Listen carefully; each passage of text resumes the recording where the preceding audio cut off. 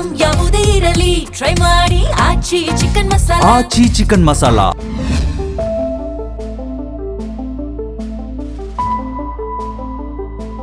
ನಮಸ್ಕಾರ, ನೀವು ನೋಡ್ತಾ ಇದ್ದೀರಾ ಜಿ ಕನ್ನಡ ನ್ಯೂಸ್. ನಾನು ಶಿವರಾಮು. ದಿನದ ಎಲ್ಲ ಪ್ರಮುಖ ಸುದ್ದಿಗಳನ್ನು ನೋಡೋಣ ವಿಶೇಷ ಸಮಾಚಾರದಲ್ಲಿ.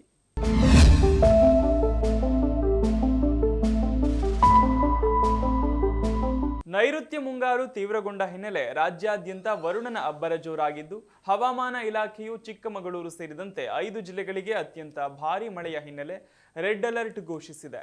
ಇಂದಿನಿಂದ 3 ದಿನಗಳ ಕಾಲ ಕರಾವಳಿ ಮತ್ತು ಮಲೆನಾಡು ಭಾಗಗಳಲ್ಲಿ ಪ್ರಕೃತಿ ವಿಕೋಪದ ಸಾಧ್ಯತೆ ಇರುವುದರಿಂದ ಕಟ್ಟುನಿಟ್ಟಿನ ಮುಂಜಾಗ್ರತಾ ಕ್ರಮಗಳನ್ನು ಕೈಗೊಳ್ಳಲಾಗಿದೆ. ಚಿಕ್ಕಮಗಳೂರು, ಶಿವಮೊಗ್ಗ, ಉತ್ತರ ಕನ್ನಡ, ದಕ್ಷಿಣ ಕನ್ನಡ ಮತ್ತು ಉಡುಪಿ ಜಿಲ್ಲೆಗಳಲ್ಲಿ ಗಂಟೆಗೆ 30ರಿಂದ 40 ಕಿಲೋಮೀಟರ್ ವೇಗದ ಬಿರುಗಾಳಿ ಸಹಿತ ಅತ್ಯಂತ ಭಾರೀ ಮಳೆಯಾಗುವ ಮುನ್ಸೂಚನೆ ಇದ್ದು, ಈ ಜಿಲ್ಲೆಗಳಿಗೆ ರೆಡ್ ಅಲರ್ಟ್ ಸೂಚಿಸಲಾಗಿದೆ. ಇನ್ನು ಬೆಳಗಾವಿ, ಧಾರವಾಡ, ಹಾವೇರಿ, ಹಾಸನ ಹಾಗೂ ಕೊಡಗು ಜಿಲ್ಲೆಗಳಿಗೆ ಆರೆಂಜ್ ಅಲರ್ಟ್ ನೀಡಲಾಗಿದ್ದು, ಇಲ್ಲೂ ಕೂಡ ಭಾರೀ ಮಳೆಯಾಗಲಿದೆ. ಉಳಿದಂತೆ ಬಾಗಲಕೋಟೆ, ಗದಗ ಜಿಲ್ಲೆಗಳಲ್ಲಿ ಭಾರೀ ಮಳೆಯಾಗಲಿದ್ದರೆ ಬೆಂಗಳೂರು ನಗರ, ಬೆಂಗಳೂರು ಗ್ರಾಮಾಂತರ, ತುಮಕೂರು, ಮೈಸೂರು ಸೇರಿದಂತೆ ದಕ್ಷಿಣ ಒಳನಾಡಿನ ಬಹುತೇಕ ಜಿಲ್ಲೆಗಳಲ್ಲಿ ಸಾಧಾರಣದಿಂದ ಉತ್ತಮ ಮಳೆಯಾಗಲಿದೆ. ಚಿಕ್ಕಮಗಳೂರು ಜಿಲ್ಲೆಯಾದ್ಯಂತ ಭಾರೀ ಮಳೆಯಾಗುತ್ತಿರುವ ಹಿನ್ನೆಲೆ ಜಿಲ್ಲಾಧಿಕಾರಿ ಹೈ ಅಲರ್ಟ್ ಘೋಷಿಸಿದ್ದಾರೆ. ಸಾರ್ವಜನಿಕರ ರಕ್ಷಣೆಗಾಗಿ ಜಿಲ್ಲಾಡಳಿತ ಹಲವು ಕಟ್ಟುನಿಟ್ಟಿನ ಆದೇಶಗಳನ್ನು ಹೊರಡಿಸಿದೆ. ಸಾರ್ವಜನಿಕರು ಹಾಗೂ ಪ್ರವಾಸಿಗರು ನದಿ ತೀರ ಹಾಗೂ ತಗ್ಗು ಪ್ರದೇಶಗಳಿಗೆ ತೆರಳದಂತೆ ಕಟ್ಟುನಿಟ್ಟಿನ ಸೂಚನೆ ನೀಡಲಾಗಿದೆ. ಮಳೆಗಾಲದಲ್ಲಿ ರಸ್ತೆ ಹೊಂಡಗಳಿಂದಾಗಿ ಅಪಘಾತಗಳು ಸಂಭವಿಸಿ ಪ್ರಾಣಹಾನಿ ಉಂಟಾದರೆ ಅದಕ್ಕೆ ಸಂಬಂಧಿಸಿದ ಇಲಾಖೆಯ ಇಂಜಿನಿಯರ್ಗಳನ್ನೇ ನೇರ ಹೊಣೆಗಾರರನ್ನಾಗಿ ಮಾಡಲಾಗುವುದು ಎಂದು ಸಚಿವ ಯುಟಿ ಖಾದರ್ ಎಚ್ಚರಿಕೆ ನೀಡಿದ್ದಾರೆ. ಕೇವಲ ತಾತ್ಕಾಲಿಕವಾಗಿ ಪದೇ ಪದೇ ಗುಂಡಿ ಮುಚ್ಚುವ ನಾಟಕವಾಡುವುದನ್ನು ಬಿಟ್ಟು ರಸ್ತೆಗಳ ಶಾಶ್ವತ ಕಾಮಗಾರಿಗೆ ಅಧಿಕಾರಿಗಳು ಹೆಚ್ಚಿನ ಒತ್ತು ನೀಡಬೇಕು ಅಂತ ಅವರು ಸೂಚಿಸಿದ್ದಾರೆ. ಮಳೆಗಾಲದ ಹಿನ್ನೆಲೆ ದಕ್ಷಿಣ ಕನ್ನಡ ಜಿಲ್ಲೆಯಲ್ಲಿ ಸಂಭವಿಸಬಹುದಾದ ಪ್ರಕೃತಿ ವಿಕೋಪ ಹಾಗೂ ವಿಪತ್ತುಗಳನ್ನು ಎದುರಿಸಲು ಅಧಿಕಾರಿಗಳು ಅತ್ಯಂತ ಸಮನ್ವಯದಿಂದ ಕಾರ್ಯನಿರ್ವಹಿಸಬೇಕು ಎಂದು ಸಚಿವ ಯುಟಿ ಖಾದರ್ ಕಟ್ಟುನಿಟ್ಟಿನ ಸೂಚನೆ ನೀಡಿದ್ದಾರೆ. ಮಂಗಳೂರಿನ ಜಿಲ್ಲಾಧಿಕಾರಿ ಕಚೇರಿ ಸಭಾಂಗಣದಲ್ಲಿ ನಡೆದ ಜಿಲ್ಲಾ ವಿಪತ್ತು ನಿರ್ವಹಣಾ ಸಮಿತಿ ಸಭೆಯ ಅಧ್ಯಕ್ಷತೆ ವಹಿಸಿ ಅವರು ಮಾತನಾಡಿದರು. ಸಾರ್ವಜನಿಕ ಹಿತಾಸಕ್ತಿ ಹಾಗೂ ತುರ್ತು ಸಂದರ್ಭ ಎದುರಾದಾಗ ಅಧಿಕಾರಿಗಳು ತಮ್ಮ ವ್ಯಾಪ್ತಿಯನ್ನು ಮೀರಿಯೂ ತಕ್ಷಣದ ಪರಿಹಾರ ಕ್ರಮಗಳನ್ನು ಕೈಗೊಳ್ಳಬೇಕು ಎಂದು ಅವರು ಆದೇಶಿಸಿದರು. ಸಭೆಯಲ್ಲಿ ರಸ್ತೆಗಳ ದುರಸ್ತಿ ವಿಚಾರವಾಗಿ ತೀವ್ರ ಅಸಮಾಧಾನ ವ್ಯಕ್ತಪಡಿಸಿದ ಸಚಿವರು, ಮಳೆಗಾಲದಲ್ಲಿ ಸುರಿಯುವ ಭಾರೀ ಗಾಳಿ ಮಳೆಗೆ ವಿದ್ಯುತ್ ಕಂಬಗಳು ಹಾಗೂ ತಂತಿಗಳು ಮುರಿದು ಬಿದ್ದು ಉಂಟಾಗುವ ಅನಾಹುತಗಳನ್ನು ಮತ್ತು ಮಾನವ ನಿರ್ಮಿತ ಸಮಸ್ಯೆಗಳನ್ನು ತಗ್ಗಿಸಲು ಇಲಾಖೆ ಗಮನ ಹರಿಸಬೇಕು. ವಿದ್ಯುತ್ ಸಂಪರ್ಕ ಕಡಿತಗೊಂಡರೆ ತ್ವರಿತವಾಗಿ ಮರುಸ್ಥಾಪಿಸಲು ಹೆಚ್ಚುವರಿ ಲೈನ್ಮ್ಯಾನ್ಗಳು ಹಾಗೂ ತುರ್ತು ವಾಹನಗಳನ್ನು ಬಳಸಿಕೊಳ್ಳುವಂತೆ ಮೆಸ್ಕಾಂ ಅಧಿಕಾರಿಗಳಿಗೆ ಸೂಚಿಸಿದರು. ನೆರೆಯಿಂದಾಗಿ ರಸ್ತೆ ಸಂಪರ್ಕ ಕಡಿತಗೊಂಡ್ರೆ ಅಥವಾ ಮರಗಳು ಬಿದ್ದರೆ ಆಯಾ ಸ್ಥಳೀಯ ಸಂಸ್ಥೆಗಳು ಯಾವುದೇ ವಿಳಂಬ ಮಾಡದೆ ತಕ್ಷಣವೇ ತೆರವುಗೊಳಿಸಬೇಕು ಅಂತ ಸೂಚಿಸಿದ್ರು. ಹದಿಹರೆಯದವರಲ್ಲಿ ಹೆಚ್ಚುತ್ತಿರುವ ಮದ್ಯಪಾನ ಮತ್ತು ಮಾದಕ ದ್ರವ್ಯಗಳ ಅತಿಯಾದ ಬಳಕೆಯು ಸರ್ಕಾರಕ್ಕೆ ದೊಡ್ಡ ಆತಂಕವನ್ನುಂಟು ಮಾಡಿದೆ. ಅಲ್ಲದೆ ಚಿಕ್ಕ ವಯಸ್ಸಿನಲ್ಲೇ ದುಶ್ಚಟಗಳಿಗೆ ದಾಸರಾಗಿ ಆರೋಗ್ಯ ಹಾಳು ಮಾಡಿಕೊಳ್ಳುತ್ತಿದ್ದಾರೆ. ಹೀಗಾಗಿ ಇದನ್ನು ತಡೆಗಟ್ಟಲು ಗೃಹ ಸಚಿವ ಪ್ರಿಯಾಂಕ್ ಖರ್ಗೆ ದಿಟ್ಟ ಹೆಜ್ಜೆ ಇಟ್ಟಿದ್ದಾರೆ. ಈ ಸಂಬಂಧ ಪಬ್, ಬಾರ್ಗಳು ಮತ್ತು ಮದ್ಯ ಸರಬರಾಜು ಮಾಡುವ ಎಲ್ಲಾ ವಾಣಿಜ್ಯ ಸಂಸ್ಥೆಗಳ ಮೇಲೆ ಕಠಿಣ ನಿಗಾ ವಹಿಸಲು ಪೊಲೀಸ್ ಇಲಾಖೆಗೆ ಖಡಕ್ ಸೂಚನೆ ನೀಡಿದ್ದು, ಮದ್ಯ ಸರಬರಾಜು ಮಾಡುವ ಎಲ್ಲಾ ಸಂಸ್ಥೆಗಳು ಪ್ರವೇಶ ದ್ವಾರದಲ್ಲಿ ಮತ್ತು ಮದ್ಯವನ್ನು ನೀಡುವ ಮೊದಲು ಕಟ್ಟುನಿಟ್ಟಾದ ವಯಸ್ಸಿನ ಪರಿಶೀಲನಾ ನಿಯಮಗಳನ್ನು ಜಾರಿಗೆ ತರಬೇಕು ಎಂದು ಆದೇಶಿಸಿದ್ದಾರೆ. ಹೀಗಾಗಿ ಇನ್ಮುಂದೆ ಐಡಿ ಕಾರ್ಡ್ ಇಲ್ಲದಿದ್ದರೆ ಬಾರ್, ಪಬ್ಗಳಿಗೆ ಪ್ರವೇಶ ಇರುವುದಿಲ್ಲ.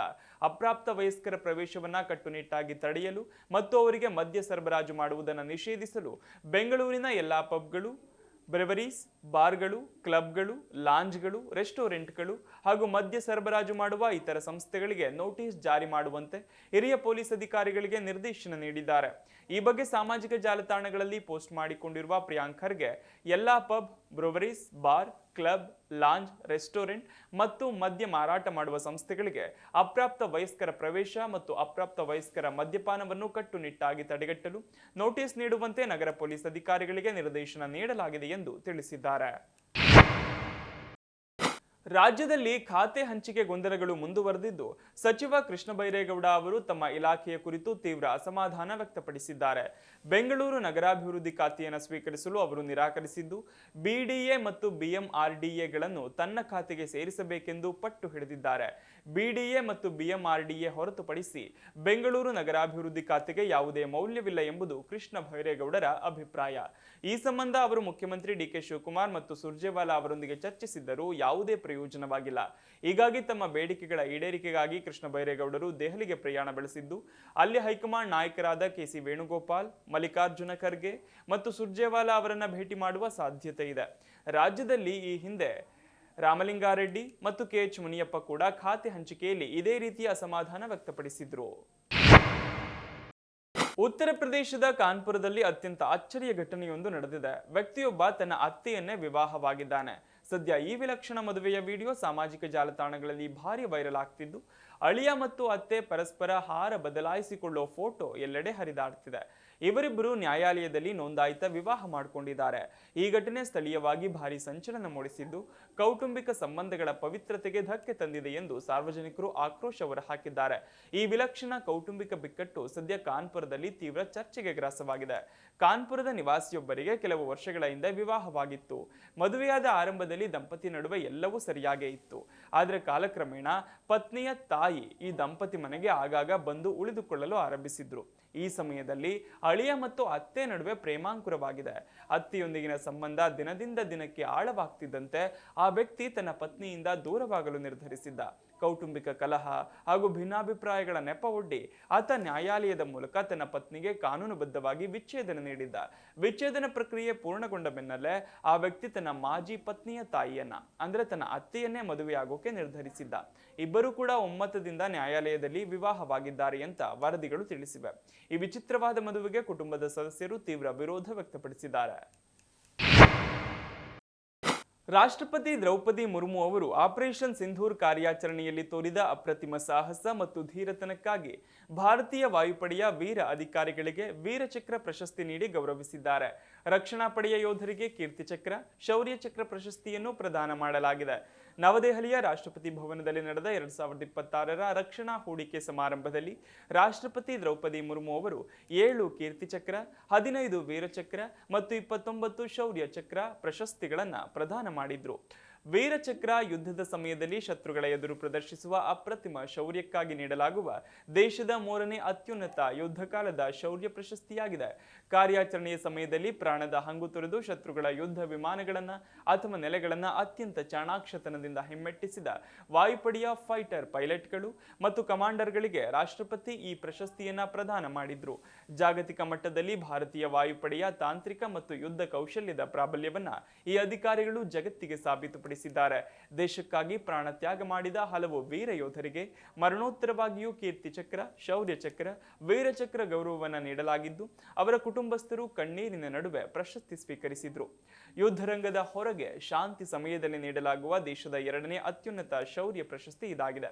ಯುದ್ಧದ ಸಮಯದಲ್ಲಿ ಶತ್ರುಗಳ ಎದುರು ಪ್ರದರ್ಶಿಸುವ ಧೀರತನಕ್ಕಾಗಿ ನೀಡಲಾಗುವ 3ನೇ ಅತ್ಯುನ್ನತ ಯುದ್ಧ ಕಾಲದ ಶೌರ್ಯ ಪ್ರಶಸ್ತಿ ವೀರಚಕ್ರವಾಗಿದೆ. ಗಡಿ ನಿಯಂತ್ರಣ ರೇಖೆ ಹಾಗೂ ಅಂತಾರಾಷ್ಟ್ರೀಯ ಗಡಿಗಳಲ್ಲಿ ಶತ್ರುಗಳ ವಾಯುಪಡೆ ಹಾಗೂ ಒಳ ನುಸುಳುವಿಕೆಯನ್ನು ಅತ್ಯಂತ ಚಾಣಾಕ್ಷತನದಿಂದ ಹಿಮ್ಮೆಟ್ಟಿಸಿದ ವಾಯುಪಡೆ ಮತ್ತು ಭೂಸೇನೆಯ ವೀರ ಅಧಿಕಾರಿಗಳಿಗೆ ಈ ಬಾರಿ ವೀರಚಕ್ರ ನೀಡಿ ಗೌರವಿಸಲಾಗಿದೆ. ಮಧ್ಯಪ್ರಾಚ್ಯದಲ್ಲಿ ಮತ್ತೊಂದು ಭೀಕರ ಯುದ್ಧದ ಮುನ್ಸೂಚನೆ ನೀಡಿದ್ದ ಇಸ್ರೇಲ್ ಮತ್ತು ಇರಾನ್ ನಡುವಿನ ಉದ್ವಿಗ್ನತೆಯು ಜಾಗತಿಕ ನಾಯಕರ ತತ್ಕ್ಷಣದ ರಾಜತಾಂತ್ರಿಕ ಹಸ್ತಕ್ಷೇಪದಿಂದಾಗಿ ಸದ್ಯಕ್ಕೆ ಶಾಂತಿಯುತ ನಿಯಂತ್ರಣಕ್ಕೆ ಬಂದಿದೆ. ಇರಾನ್ ವಿರುದ್ಧ ಇಸ್ರೇಲ್ ಸಿದ್ಧಪಡಿಸುತ್ತಿದ್ದ ಬೃಹತ್ ಮಟ್ಟದ ಪ್ರತೀಕಾರದ ದಾಳಿಯ ಅಲೆಯನ್ನ ಅಮೆರಿಕ ಅಧ್ಯಕ್ಷ ಡೊನಾಲ್ಡ್ ಟ್ರಂಪ್ ಅವರ ನೇರ ಹಾಗೂ ಪ್ರಭಾವಶಾಲಿ ಮಾತುಕತೆಯು ಯಶಸ್ವಿಯಾಗಿ ತಡೆದಿದೆ. ಯುದ್ಧದ ಹಾದಿಯನ್ನು ಬದಿಗಿಟ್ಟು ಪ್ರಾದೇಶಿಕ ಸ್ಥಿರತೆ ಮತ್ತು ಸೌಹಾರ್ದತೆಗೆ ಆದ್ಯತೆ ನೀಡುವಂತೆ ಟ್ರಂಪ್ ನೀಡಿದ ಕಟ್ಟುನಿಟ್ಟಿನ ಸಂದೇಶಕ್ಕೆ ಇಸ್ರೇಲ್ ಪ್ರಧಾನಿ ಬೆಂಜಮಿನ್ ನೆತನ್ಯಾಹು ಸಕಾರಾತ್ಮಕವಾಗಿ ಸ್ಪಂದಿಸಿದ್ದು ಜಾಗತಿಕ ಮಟ್ಟದಲ್ಲಿ ದೊಡ್ಡ ನಿರಾಳತೆಯನ್ನು ತಂದಿದೆ.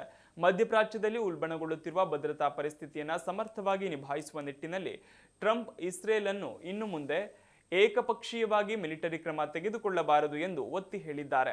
ನಾನು ಅವರಿಗೆ ನೇರವಾಗಿ ಕರೆ ಮಾಡಿ ಹೇಳಿದೆ, ನೀವು ಈ ಪರಿಸ್ಥಿತಿಯಲ್ಲಿ ಅತ್ಯಂತ ಜಾಗರೂಕರಾಗಿರಬೇಕು. ಒಂದು ವೇಳೆ ನೀವು ಇರಾನ್ ಜೊತೆ ಮತ್ತೊಂದು ವ್ಯಾಪಕ ಸಂಘರ್ಷವನ್ನು ಹುಟ್ಟುಹಾಕಿದ್ರೆ ಶೀಘ್ರದಲ್ಲೇ ನೀವು ಈ ಯುದ್ಧದಲ್ಲಿ ಒಬ್ಬಂಟಿಯಾಗಿರಬೇಕಾಗತ್ತೆ ಅಂತ ಹೇಳಿದ್ದಾಗಿ ಟ್ರಂಪ್ ಹೇಳಿಕೊಂಡಿದ್ದಾರೆ. ಆರಂಭದಲ್ಲಿ ಉಭಯ ನಾಯಕರ ನಡುವೆ ಭಿನ್ನಾಭಿಪ್ರಾಯಗಳು ಮೂಡಿದ್ರು. ಅಂತಿಮವಾಗಿ ಇರಾನ್ ಹೆಚ್ಚುವರಿ ದಾಳಿಗಳನ್ನು ನಡೆಸದಂತೆ ತಡೆಯುವ ರಾಜತಾಂತ್ರಿಕ ಚೌಕಟ್ಟಿಗೆ ನೆತನ್ಯಾಹು ಒಪ್ಪಿಗೆ ನೀಡಿದ್ದಾರೆ. ಅಮೆರಿಕದಲ್ಲಿ ಕೆಲಸ ಮಾಡುವ ಕನಸು ಕಾಣುತ್ತಿರುವ ಭಾರತೀಯ ಐಟಿ ವೃತ್ತಿಪರರು ಹಾಗೂ ಅಲ್ಲಿನ ಜಾಗತಿಕ ತಂತ್ರಜ್ಞಾನ ಸಂಸ್ಥೆಗಳಿಗೆ ಯುಎಸ್ ಫೆಡರಲ್ ನ್ಯಾಯಾಲಯ ದೊಡ್ಡ ಪರಿಹಾರ ನೀಡಿದೆ. ಹೊಸ H-1B ವೀಸಾ ಅರ್ಜಿಗಳ ಮೇಲೆ ವಾರ್ಷಿಕ ಬರೋಬ್ಬರಿ 96 ಲಕ್ಷ ರೂಪಾಯಿ ಹೆಚ್ಚುವರಿ ಶುಲ್ಕ ವಿಧಿಸುವ ಡೊನಾಲ್ಡ್ ಟ್ರಂಪ್ ಆಡಳಿತ ವಿವಾದಾತ್ಮಕ ನಿರ್ಧಾರವನ್ನ ಬೋಸ್ಟನ್ ಜಿಲ್ಲಾ ನ್ಯಾಯಾಲಯ ತಿರಸ್ಕರಿಸಿದೆ. ಈ ಭಾರೀ ಶುಲ್ಕದ ನೀತಿ ಸಂಪೂರ್ಣವಾಗಿ ಕಾನೂನು ಬಾಹಿರ ಎಂದು ಹೇಳಿರುವ ನ್ಯಾಯಾಲಯ ತಕ್ಷಣದಿಂದಲೇ ಜಾರಿಗೆ ಬಾರದಂತೆ ರದ್ದುಗೊಳಿಸಿದೆ. ನ್ಯಾಯಾಲಯದ ಈ ಐತಿಹಾಸಿಕ ತೀರ್ಪು ಸಿಲಿಕಾನ್ ವ್ಯಾಲಿ ಕಂಪನಿಗಳು, ವಿಶ್ವವಿದ್ಯಾಲಯಗಳು ಹಾಗೂ ಪ್ರತಿ ವರ್ಷ ಅಮೆರಿಕಕ್ಕೆ ವಲಸೆ ಹೋಗುವ ಸಾವಿರಾರು ವಿದೇಶಿ ತಜ್ಞರಿಗೆ, ವಿಶೇಷವಾಗಿ ಭಾರತೀಯರಿಗೆ ಅತ್ಯಂತ ದೊಡ್ಡ ಜಯ ತಂದುಕೊಟ್ಟಿದೆ. ಕಳೆದ ವರ್ಷ ಸೆಪ್ಟೆಂಬರ್ನಲ್ಲಿ ಅಧ್ಯಕ್ಷ ಟ್ರಂಪ್ ಕೌಶಲ್ಯವಿರುವ ವಿದೇಶಿ ಕೆಲಸಗಾರರ ವೀಸಾಗೆ ಕಠಿಣ ಮಿತಿ ಏರಲು ಹಾಗೂ ಪ್ರಸ್ತುತ ಇದ್ದ ದರವನ್ನು 25ರಿಂದ 50 ಪಟ್ಟು ಹೆಚ್ಚಿಸುವ ಪ್ರಸ್ತಾವನೆಗೆ ಸಹಿ ಹಾಕಿದ್ದರು. ಇದನ್ನು ವಿರೋಧಿಸಿ 20 ಡೆಮಾಕ್ರೆಟಿಕ್ ರಾಜ್ಯಗಳ ಅಟಾರ್ನಿ ಜನರಲ್ಗಳು ನ್ಯಾಯಾಲಯದ ಮೊಕದ್ದಮೆ ಹೂಡಿದ್ದರು. ಈ ಜಂಟಿ ಅರ್ಜಿಯ ವಿಚಾರಣೆ ನಡೆಸಿದ ಫೆಡರಲ್ ನ್ಯಾಯಾಧೀಶ ಲಿಯೋ ಸೊರೊಕಿನ್ ಅವರು 42 ಪುಟಗಳ ಸುದೀರ್ಘ ತೀರ್ಪನ್ನು ಪ್ರಕಟಿಸಿದ್ದಾರೆ. ಟ್ರಂಪ್ ಆಡಳಿತವು ಇದನ್ನು ಕೇವಲ ಆಡಳಿತಾತ್ಮಕ ಶುಲ್ಕ ಅಥವಾ ದಂಡ ಎಂದು ಕರೆಯುತ್ತಿದ್ದರು. ಇದರ ಅನ್ವಯ ಹಾಗೂ ಸ್ವರೂಪವನ್ನು ಸೂಕ್ಷ್ಮವಾಗಿ ಗಮನಿಸಿದರೆ ಇದು ಸ್ಪಷ್ಟವಾಗಿ ಒಂದು ಹೊಸ ತೆರಿಗೆಯಾಗಿದೆ. ಅಮೆರಿಕದ ಸಂವಿಧಾನದ ಪ್ರಕಾರ ದೇಶದ ನಾಗರಿಕರು ಅಥವಾ ಸಂಸ್ಥೆಗಳ ಮೇಲೆ ಹೊಸ ತೆರಿಗೆ ವಿಧಿಸುವ ಸಂಪೂರ್ಣ ಮತ್ತು ಅನನ್ಯ ಅಧಿಕಾರ ಇರುವುದು ಕೇವಲ ಅಮೆರಿಕದ ಸಂಸತ್ತಿಗೆ ಮಾತ್ರವೇ ಹೊರತು ದೇಶದ ಅಧ್ಯಕ್ಷರಿಗಲ್ಲ. ಆದ್ದರಿಂದ ಸಂಸತ್ತಿನ ಅನುಮೋದನೆ ಇಲ್ಲದೆ ಜಾರಿಗೆ ತರಲಾದ 96 ಲಕ್ಷ ರೂಪಾಯಿ ಹೆಚ್ಚುವರಿ ಶುಲ್ಕ ವೀಸಾ ನಿಯಮ ಸಂಪೂರ್ಣವಾಗಿ ಅಸಂವಿಧಾನಿಕ ಮತ್ತು ಕಾನೂನು ಬಾಹಿರ ಎಂದು ಕೋರ್ಟ್ ತೀರ್ಪು ನೀಡಿದೆ. ಇದಿಷ್ಟು ಈ ದಿನದ ಪ್ರಮುಖ ಸುದ್ದಿ. ನೋಡ್ತಾ ಇರಿ ಜೀ ಕನ್ನಡ ನ್ಯೂಸ್, ಸತ್ಯವೇ ಸುದ್ದಿಯ ಜೀವಾಳ.